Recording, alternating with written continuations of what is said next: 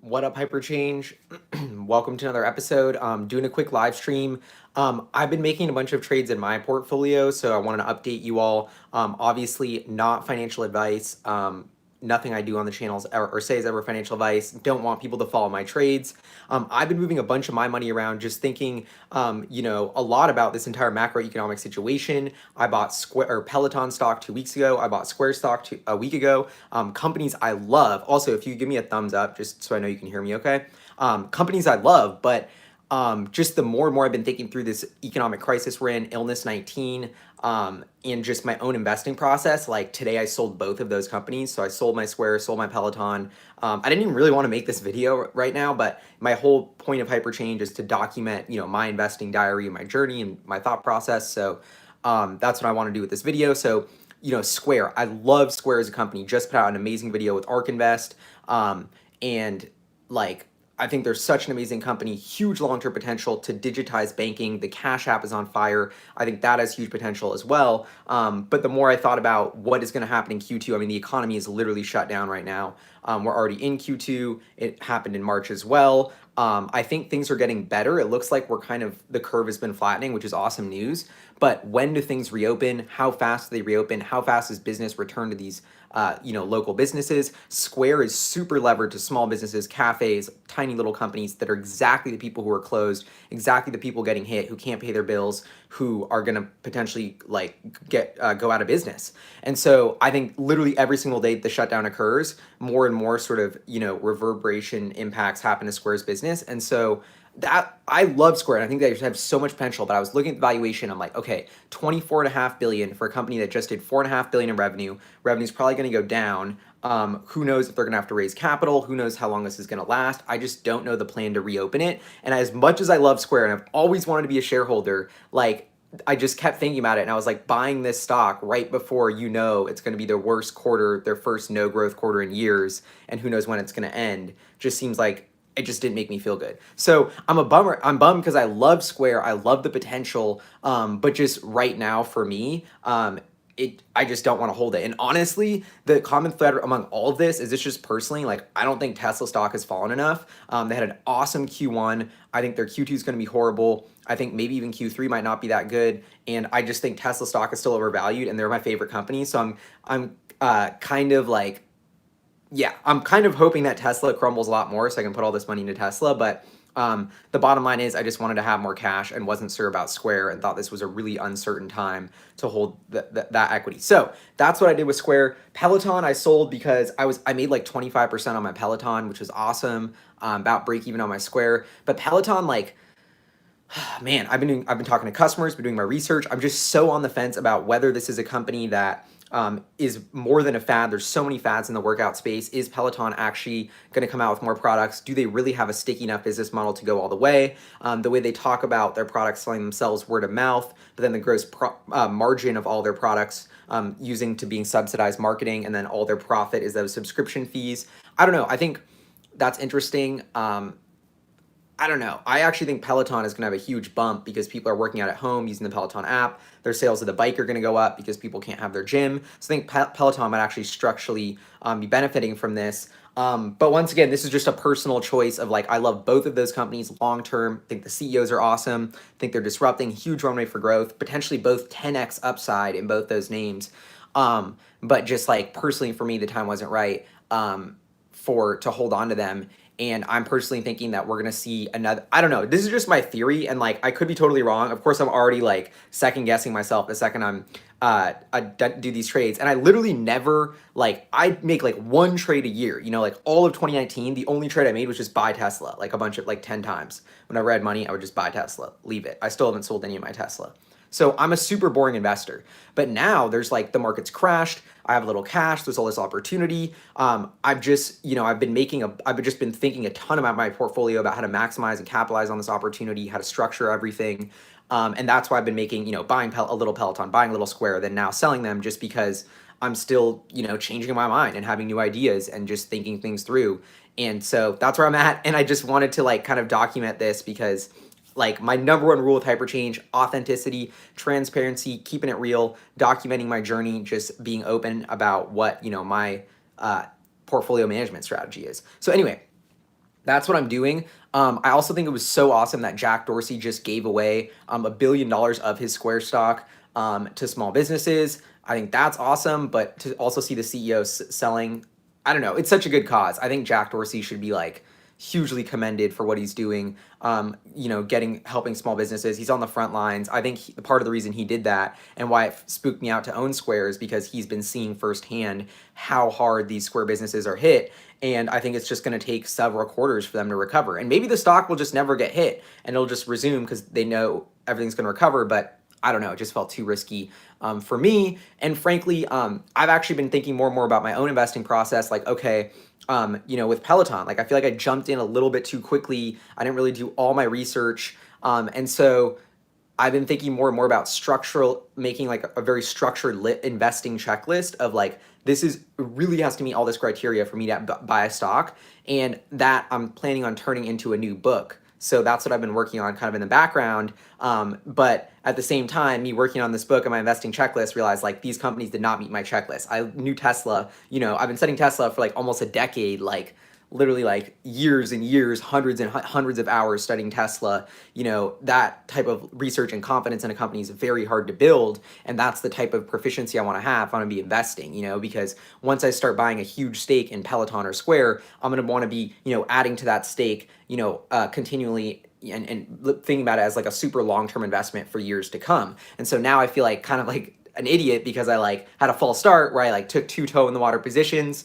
And then I'm like, wait, I think this macro thing could get worse. And I think Square in particular is in a horrible situation if this shutdown continues, that it's just time to get out. And so anyway, that's what it is right now. Yeah, the book is going to be awesome. I would love to take a couple questions for you guys. I'm also uploading, I have a video about Casper stock, just a fun video analyzing Casper and the company that's going to come out later today. So I'm excited about that. Battery Investor Day. There was actually a new patent that came out from John Goodenough, I believe, that apparently a lot of people have been sending me. So I don't know if that has anything to do with Tesla's battery day, but yeah, who knows? Can I talk Arcimoto? Still waiting for their Q4 numbers. Why am I not selling Tesla? Of course I'm not going to sell Tesla. I'll tell you what price I'd buy Tesla at. So I think Tesla, and this is the reason why I kind of wanted to have a little cash, is because I think there's so many moving parts right now. A company like Tesla that actually like Tesla just announced they're furloughing their factory, right? And so they're basically like, okay, the shutdown's going to extend through May 4th. Workers are going to have to take a cut in pay. And Tesla's in the best shape of every other automaker. The second I read that, I was like, man, I think GM and Ford are about to go bankrupt. But I also think that like Tesla is going to go through a rough situation. I think I've been hearing more and more like my friends are starting, a couple of my friends got laid off. Like I just feel like yes, the virus itself isn't going to hurt the economy, but the reaction will, and the reaction has a lot of spillover effects that are hard to quantify, and it's just leading to a lot of uncertainty. But at the same time, the other side of my brain is like this uncertainty and this low is exactly when you should be going all into equities. Like that uncertainty and that fear is exactly when there's opportunity. But do I think Rivian will go public soon? I have no idea. I do know, like even Rivian, for example, though, delayed their production launch of their car from 2020 to 2021. So I think like this is not just a financial bubble thing. It's like unemployment claims. If you look at that chart of unemployment claims, like the amount of like we've never seen any sort of economic situation like this. It's really hard to wrap your head around. And so that's the uncertainty that sort of scared me. Someone says, why not? Corona isn't going anywhere. I'm not sure what that question was. Would I buy Tesla at 500? Honestly, so my Tesla, I was buying Tesla 6 months ago at $300 a share. My position's around 250. And so I personally am waiting for Tesla to go in like the 300s for me to start adding. I don't know if that'll actually happen or not, or that's just wishful thinking. But yeah, I think every single company is going to have a material impact to probably Q1, definitely Q2. And then I think when things reopen, they're just not going to reopen as fast. Like sure, in Wuhan, things are reopening, but are the exact same amount of people going to Starbucks? I'm hearing rumors from my friends who work at companies with Chinese subsidiaries, and they're saying their stores in China, they reopen, but once they reopen, the foot traffic is just 30 to 50% or less of what it was pre the crisis. And so I think we're not out of the woods of this yet. And I feel like my personal analysis, and I'm like scared to even say this because I'm like, I'm totally going to be wrong, but is that we freaked out, massive market crash. I got excited, bought a couple stocks.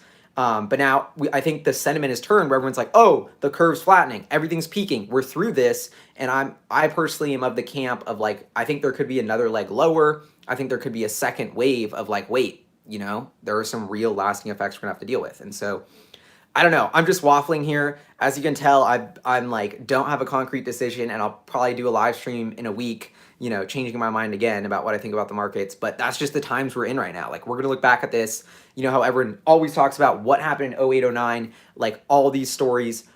This is a similar like .com era, crisis. This is mortgage crisis. This is, the virus, illness 19 crisis. It's an incredible case study to watch. I think the good news is that from like a health standpoint, although the US did have like a really bad day of deaths, I think the curves are starting to flatten. So the way I kind of see this playing out is like in the next month and a half, things slowly start to reopen very, very slowly. Maybe there's a second wave, we close up, then we slowly start to reopen everything. And it could be a 6 to 9 month process before everything gets normalized. And even at the end of that, I don't know if Square's business will be as big as it once was, because will people be shopping? Will all those businesses have automatically reopened? Like, I don't know. I think Square in the long run is actually going to be more disruptive than ever and is doing a lot of things to help their merchants get through this and is, will accomplish their thesis and be a huge company. But is there one awful quarter? Yes. What would I buy Square at? Originally in another live stream, I said like the 30s, and then I didn't do that. I bought it like 55 and sold it 55. So I didn't listen to myself, but so Square's worth 25 billion right now. They were doing 4.5 billion pre-crisis. I think, maybe they have, okay, this year's a wash. I feel like paying 25 billion for like this company, it's going to take them a while to get back to that 4 to 5 billion run rate just seems like a pricey multiple. And I feel like that multiple could get compressed radically as Square's sales get compressed. So I'm personally like, man, I would love to start getting Square in the 20s, in the 30s. But yeah. Anyway, any more questions?